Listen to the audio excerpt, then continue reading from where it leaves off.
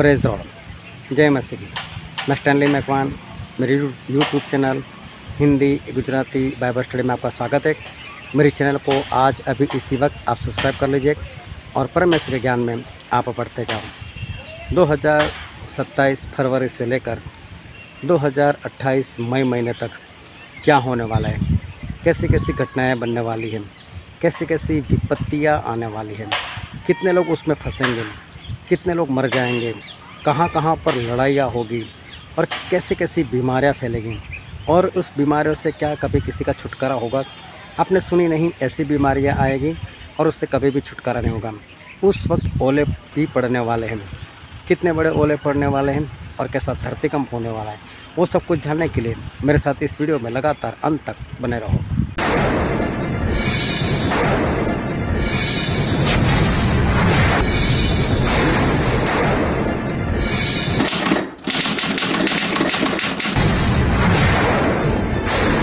आज हम देखेंगे 2027 फरवरी से लेकर 2028 के मई महीने तक क्या हो सकता है। अब हुआ ये है कि मसीह का विरोधी आ चुका है। पिछले पार्ट में हमने देखा था कि अमेरिका पर हमला हो चुका है और ये हमले की संभावना है फरवरी महीना और उसकी 7 तारीख और 2027, और उसको अमेरिका को एक ही दिन में और एक ही घंटे में उसको ख़त्म कर दिया जाएगा। उसके बाद जो उसको ख़त्म करने वाला है वो है मसीह का विरोधी एंटी क्राइस्ट। वो अपने आप को प्रकट करेगा कि मैं मसीह हूँ, मैं परमेश्वर हूँ। दूसरा निशाना उसका इज़राइल है।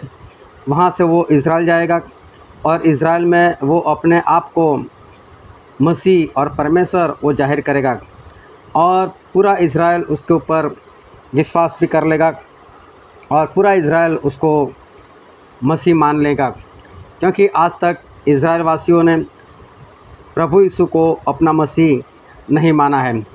और वो उसको मसीह इसलिए मान लेंगे क्योंकि बाइबल में जितने भी मसीह प्रकट हुए, मसीह का मतलब होता है छुड़ाने वाला।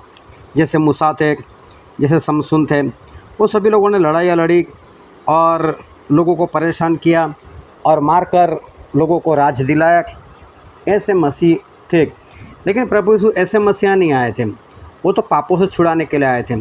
तो इन लोगों ने उनको ग्रहण नहीं किया था।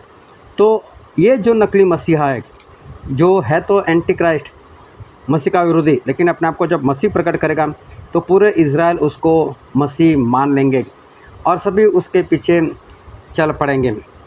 मसीह का विरोधी उठ खड़ा हुआ, इसका सीधा सा मतलब है कि पवित्र आत्मा का काम बंद हो चुका है।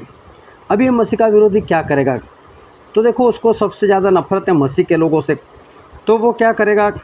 वो जितने भी चर्च है वो सारे चर्च जला देगा।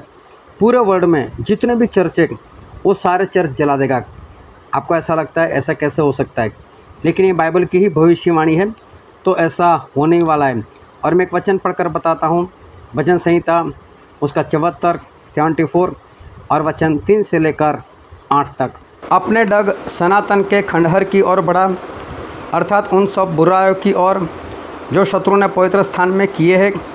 तेरे द्रोही तेरे सभा स्थान के बीच गरजते रहे हैं। उन्होंने अपनी ही ध्वजाओं को चिन्ह ठहराया है। वे उन मनुष्यों के समान थे जो घने वन के पेड़ों पर कुल्हाड़े चलाते हैं, और अब वे उस भवन की नक्काशी को कुल्हाड़ियों और हथौड़े से बिल्कुल तोड़े डालते हैं। उन्होंने तेरे पवित्र स्थान को आग में झोंक दिया है और तेरे नाम के निवास को गिराकर अशुद्ध कर डाला है। उन्होंने मन में कहा है कि हम इनको एकदम दबा दें। उन्होंने इस देश में परमेश्वर के सब स्थानों को फूंक दिया है।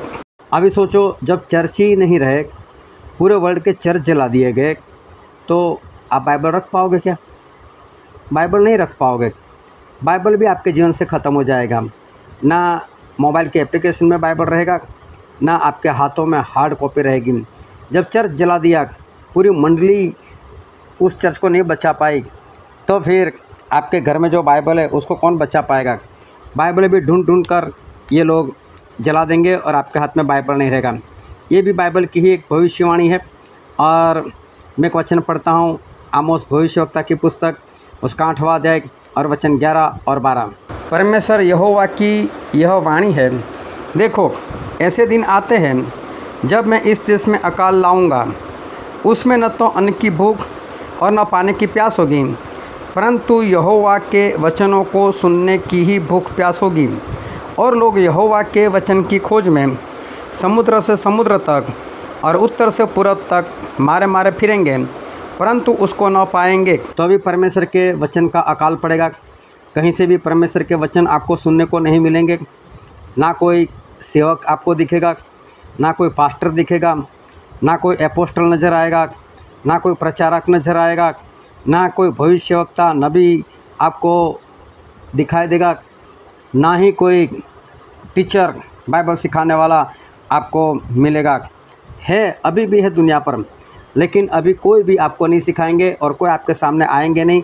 कोई आपको कुछ भी बाइबल के वचन के बारे में बात नहीं करेंगे, क्योंकि परमेश्वर का वचन है। अब बाइबल सीखने का, सुनने का वक्त आपका ख़त्म हो गया। जो भी करना है, जो भी सीखना है अभी सीख लो, जो भी भरना है अभी भर लो।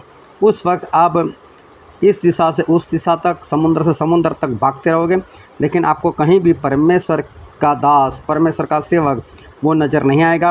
वो तो जिस तरह से नूह एक जहाज़ में चले गए थे, उसी तरह से परमेश्वर के जितने भी सच्चे दास हैं वो कहीं ना कहीं पर सेफ जगह पर होंगे, लेकिन आपको वो कहीं पर भी नज़र नहीं आएंगे। परमेश्वर की आवाज़ पूर्ण रीति से वो बंद हो चुकी है।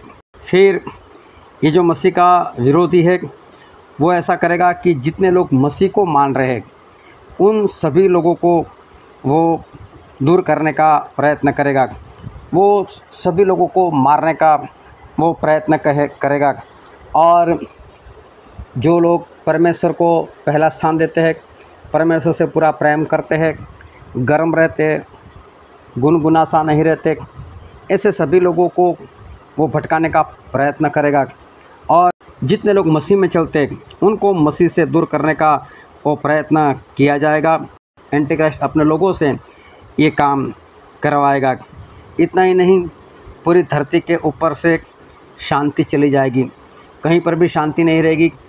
लड़ाई झगड़े होते रहेंगे और लोग आपस में बैर रखेंगे और मसीह के लोगों से भी लोग बैर रखेंगे। महंगाई बहुत ही बढ़ जाएगी। इतनी महंगाई बढ़ जाएगी कि जो गेहूँ और चावल आप पूरे एक साल के लिए भरकर रखते हो ना, वो मालूम है आपको कितना कितना ख़रीदना पड़ेगा। 500 ग्राम, 1 किलो आप खरीदोगे। और मालूम है ऐसा होकर रहेगा। बिल गेट्स जो एक ज़माने का पूरे वर्ल्ड में सबसे ज़्यादा धनी इंसान था, आज भी वो धनवान ही है, बहुत पैसे वाला है। मालूम है वो खेत के ऊपर खेत खरीदे जा रहा है। मालूम है आज तक उसने कितनी ज़मीन खरीद ली है? 2,75,000 एकड़ ज़मीन, इतनी वो खरीद बैठा है। मैं तो सिर्फ बिल गेट्स की बात कर रहा हूँ, तो सोचो अदानी कहाँ गए, अंबानी कहाँ गए। ऐसे तो बहुत जो बड़े बड़े लोग हैं उन्होंने बड़े बड़े खेत खरीद कर रखे। मालूम है क्यों? खेती कम करवा देंगे वो लोग, खुद लगाएंगे खेती और अपने मार्क में छोटे छोटे पैकेट बनाकर, क्योंकि महंगाई बढ़ने वाली है, फूड क्राइसिस जिसको बोलते हैं वो आएगी। चारों ओर अनाज मिलना बंद हो जाएगा और लोग परेशान होंगे। इतनी महंगाई हो जाएगी, ये लोग किलो किलो के पैक में गेहूँ और चावल बेचने लग जाएंगे। ऐसे हालत आ जाएंगे। ये सभी कुछ आपके सामने होने वाला है। इतना ही नहीं, फिर तलवार से, अकाल से, मौत से और दुष्टात्माओं से तकरीबन इस धरती के 25% लोग मार दिए जाएंगे। 25%, 100 में से 25 लोग मर जाएंगे। तो सोचो पूरे वर्ल्ड में कितने लोग मर सकते। पूरे इंडिया की मैं बात करूं अगर 25%, तो समझ लो तकरीबन 32 करोड़ लोग मर जाएंगे। ये सारा कुछ एक साल में होगा, सिर्फ एक साल में। ज़्यादा से ज़्यादा 370 दिन में ये सब कुछ हो जाएगा। अब धरतीकंप होंगे, अभी जो धरतीकंप होंगे वो और भी बड़े बड़े होंगे। आज तक हो सकता है 8-9 के आए हो, तो अभी मालूम नहीं कितना रिचर स्केल होगा। लेकिन बड़े बड़े धरतीकंप, यहाँ तक कि पहाड़ आज तक नहीं हिला था, पहाड़ भी हिल जाएंगे, जो टापू नहीं हिले थे वो भी हिल जाएंगे, यहाँ तक कि वो गायब हो जाएंगे, इतना बड़ा धरतीकंप होगा। तो सोचो जो बड़ी बड़ी बिल्डिंग है उनके क्या हालात होंगे। मैं तो अभी भी कहता हूँ अगर बिल्डिंग में रहते हैं तो वहाँ से चले जाओ, छोड़ दो बिल्डिंग, ऐसी हालत होने वाली है। और बिल्डिंग को तो समझ लो कि वो तो हलवाई बन जाएगी, ऐसे हालत होंगे। इतना ही नहीं, बड़े बड़े ओले अब आसमान से गिरेंगे, लेकिन ये ओले ऐसे होंगे जिसके अंदर लहू होगा। इतना ही नहीं, ओले के अंदर आग होगी, और ओले इतने गिरेंगे कि इस धरती की 33.33% हरियाली को ख़त्म कर देगी। ऐसे ओले ऊपर से गिरेंगे। इतना ही नहीं, समुंदर जो है वो 33.33%, उसका तीसरा हिस्सा वो लहू बन जाएगा, और समुद्र में जितने भी लोग होंगे उनका भी तीसरा हिस्सा वो ख़त्म हो जाएंगे, चाहे वो इंसान हो चाहे पशु हो, जो भी हो, लेकिन तीसरा हिस्सा उनका भी ख़त्म हो जाएगा। इतना ही नहीं, पीने का पानी जहरीला हो जाएगा, लोगों को पता भी नहीं चलेगा कि पानी में जहर आ चुका है, और उस जहर वाले पानी पीने से बहुत सारे लोगों की मौत हो जाएगी। और तभी ये सूरज जो है, चाँद जो है, सितारे जो है, वो अचानक से उसका तीसरा हिस्सा वो अंधेरा हो जाएगा, वो भी अंधेरा हो जाएगा। समझ लो कि जितना प्रकाश था वो प्रकाश तीसरा हिस्सा कम हो जाएगा, मतलब कि 33.33% प्रकाश को कम हो जाएगा। इतना ही नहीं, अभी तो जो दुष्ट आत्माएँ नरक में बंद थी, जो दुष्ट आत्माएँ नरक में परमेश्वर ने डाल कर रखी थी, उन सभी को खोल दिया जाएगा। और इस धरती पर इतनी सारी दुष्ट आत्माएँ आएगी कि सोचो कि ये वातावरण समझ लो जैसे अंधियारा हो जाएगा। वो इंसानों को इतना परेशान करेंगे कि इंसान मौत चाहेगा कि मुझे मौत मिल जाए तो अच्छा है, लेकिन मौत भी उनसे भाग जाएगी, उनको मौत भी नहीं मिलेगी। इतना ही दुष्ट आत्मा उनको तड़पाएंगे। ये सब कुछ चलता होगा, और आग से, धुएं से, गंधक से पूरे धरती के 33% लोग मर जाएंगे, तीसरा हिस्सा उनका ख़त्म हो जाएगा, मर जाएगा। मतलब चारों ओर आग लगेगी, मिसाइलें, बमबारी, ये सब कुछ होगा, और धरती का तीसरा हिस्सा मर जाएगा। ये सब कुछ भी चलता होगा। तब ये मसीह का विरोधी जो है वो मसीह लोगों को ढूंढ कर मारेगा, क्योंकि ये सारी विपत्तियाँ जो है, वो सारी विपत्तियों में जो सच्चाई से मसीह में चलते उनको कुछ नहीं होगा, वो सारे बचाए जाएंगे। इसलिए अभी इसका कहर वो मसीह लोगों के ऊपर आ पड़ेगा, और जितने भी सच्चाई से मसीह में चलते उनको मारेगा वो, और ख़त्म भी कर सकता है वो। उसको ये अधिकार दिया गया है, इसके लिए वो मसीह लोगों को मारेगा। और जो कोई उससे जुड़ जाएगा उसको हो सकता है छोड़ दे, हो सकता है उसे वो ना मारे, लेकिन जो लोग डर के मारे अगर उसके साथ जुड़ जाएंगे उनके क्या हालात होंगे। तो मैं एक वचन पढ़कर बताता हूँ, मत्ती रचित सुसमाचार उसका 10वां अध्याय और 39 वचन। जो अपने प्राण बचाएगा वह उसे खोएगा, और जो मेरे कारण अपना प्राण खोता है वह उसे बचाएगा। यहाँ पर लिखा है कि जितने लोग अपनी जान बचाने का प्रयत्न करेगा वो अपनी जान को खो देगा। मतलब इस धरती पर जीवन जीने की सोचेगा तो वो नरक में जाएगा, लेकिन यहाँ पर परमेश्वर के लिए मर जाएगा, अपनी जान गंवा देगा तो अनंत जीवन पाएगा, परमेश्वर उसको अनंत जीवन देंगे। तो इसलिए एंटी क्राइस्ट के लोग अगर मारते हैं तो कोई बात नहीं, मर जाओ, लेकिन प्रभु यीशु में मर जाओ। उसके बाद ये जो मसीह का विरोधी है, उसका जो साथी है, वो बोलेंगे कि चलो मसीह का जो विरोधी है उसकी मूर्ति बनवाओ। वो नहीं बनाएंगे, लोगों से कहेंगे उसकी मूर्ति बनाओ, और उसकी मूर्ति बनाकर वो उसकी मूर्ति में वो प्राण डालेगा।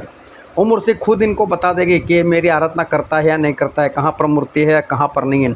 अगर आपने एंटीक्राइस्ट की मूर्ति बनाकर घर में नहीं रखी, अगर उसकी पूजा आराधना आपने नहीं की, तो आपको मरवा सकता है, मरवा देगा। लेकिन मर जाना है कोई बात नहीं, लेकिन उसकी मूर्ति नहीं बनवानी है, और ना ही उसकी पूजा करनी है अगर स्वर्ग में जाना है तो। सोचो ये दिन कितने भयानक है। ये सब कुछ 1 साल में होगा, सिर्फ 1 साल में। और ये 1 साल वो बहुत ही भयानक होगा। इतना ही नहीं, उसके बाद एंटीक्राइस्ट अपनी मुहर निकालेगा, 666 की मुहर। ये मुहर कैसी होगी, कौन सी डिज़ाइन की होगी, वो अभी तो कुछ नहीं पता चल रहा है, लेकिन उस वक्त आएगी, उसमें 666 666 छिपा होगा। सबके सामने नहीं आएगा वो 666, इस तरह से आएगा, ज्ञान से आएगा, समझ से आएगा। वो समझ हमें रखनी है। और वो निशान लोगों को सर के आगे वाले हिस्से में या तो अपने दाहिने हाथ में लेना है। जो कोई वो निशान लेगा वही लेन देन कर सकेगा, वही कारोबार कर सकता है, वही इंसान वो जॉब कर सकता है। बाकी के लोग कुछ नहीं कर सकते, लेन देन नहीं कर सकते। ये होता होगा और लोगों को फोड़े पड़ेंगे। फोड़े इतने भयानक होंगे, इतने दर्दनाक होंगे कि उससे कोई दवाई आज़ाद नहीं कर सकेगी, उसे मिटा नहीं सकेगी। फोड़े होंगे। और अभी तो पूरा समुंदर, जो पहले उसका तीसरा हिस्सा लहू बनना था, अब पूरा समुंदर लहू बन जाएगा। और पूरे समुंदर में जितने भी लोग होंगे वो सारे के सारे मर जाएंगे। इतना ही नहीं, अब पीने का पानी 100% लहू बन जाएगा। पूरा का पूरा पानी पीने का वो लहू बन जाएगा और लोगों के पास पीने के लिए पानी नहीं होगा। इतना ही नहीं, आगे ऐसा होगा कि सूरज की गर्मी बहुत बढ़ जाएगी। आज तो लोग एसी लेकर छुटकारा पा रहे, लेकिन उस वक्त आपका एसी भी काम नहीं आएगा। ऐसे हालात होंगे और सूरज की गर्मी बहुत ही बढ़ जाएगी। अचानक से ये सूरज काला हो जाएगा और इतना अंधेरा छा जाएगा, इतना अंधेरा छा जाएगा कि लोग पागल हो जाएंगे अंधेरे के कारण। अपनी ज़बान लोग चबा लेंगे, ऐसे हालात होंगे। और ये सब कुछ होता जाएगा। और अभी एक आखिरी भूकंप होगा, आखिरी भूकंप।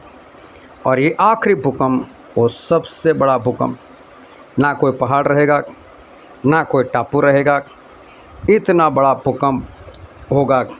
और आखिरी बार आसमान से ओले गिरेंगे। लेकिन अब ये ओले वो आम ओले नहीं होंगे, ये एक एक ओला 40 किलो का होगा। सोचो 40 किलो का ऊपर से बर्फ़ गिरे, आपके घर कैसे रहेंगे? ना सोसाइटी रहेगी, ना बड़ी इमारतें रहेगी, कुछ भी नहीं रहेगा। ऐसे हालात हो जाएंगे।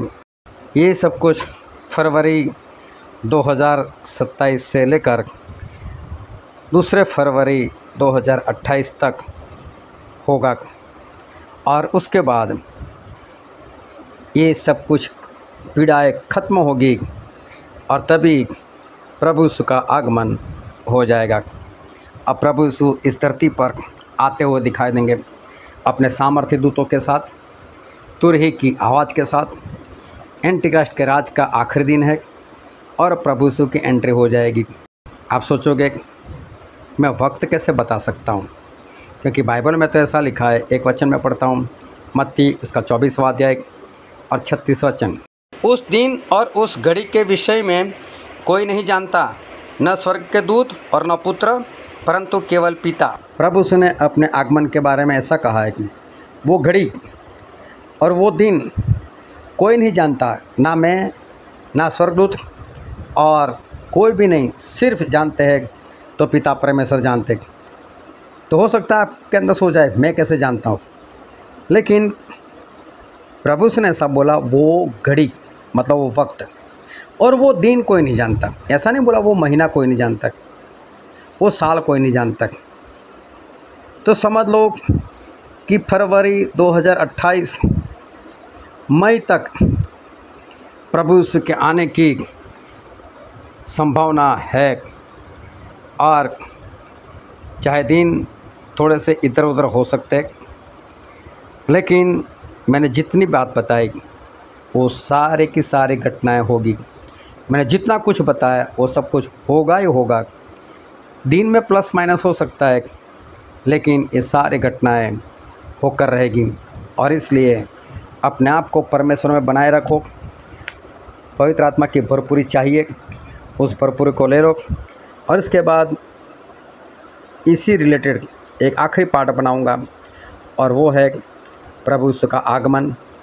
और आगमन का दिन, वो एक दिन वो कैसा है, उसके बारे में हम देखेंगे। चैनल को सब्सक्राइब कर रखना।